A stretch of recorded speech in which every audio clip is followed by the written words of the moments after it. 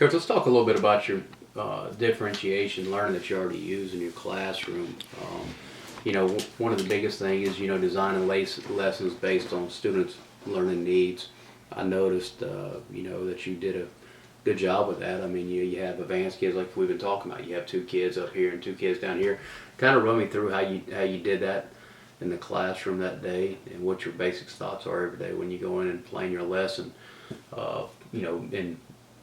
basing on those students' needs. Okay. A lot of my lessons, my 2 smarter kids, they'll work ahead of me. Like, they'll see me do the first couple of examples, and they'll go on and do all the other examples on their own. And by the time I get to U-Tries, they're finished with U-Tries and want me to check them. So I'll go and check their problems, and they'll go ahead and try some of the other notes. And if they get stuck, they'll stop and wait on me. But I usually let them work ahead.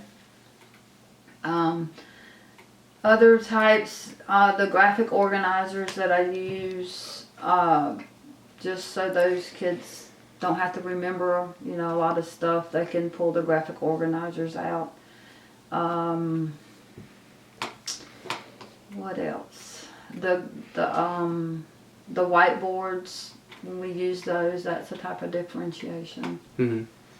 I noticed kind of, I guess, with your 2 advanced kids, I guess you were using them more of an independent study. Mm-hmm. Kind of tell me, how you get those kids doing that as you're also adjusting to the levels of the other ones.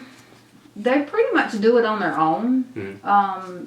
They'll go ahead, like I said, and finish the notes. And then while my other kids when I get to them as the U-Tries, they're already asking me to check their U-Tries. And I'll go by and they'll call me over and say, is this right? And I'll look, yeah, if you want to go ahead, you can go on. And a lot of times they're already through with the notes and they're asking for their worksheets or what are we doing, what problems are we doing, and I'll go ahead and give them their problems to do while I'm finishing up notes with the rest of the class.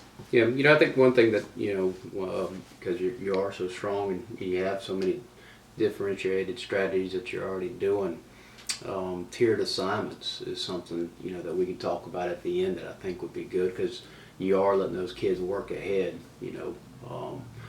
possibly focusing on some tiered assignments. What do you kind of think about that? That sounds good. Anything to get those lower kids, we can get them passing, so. Yeah.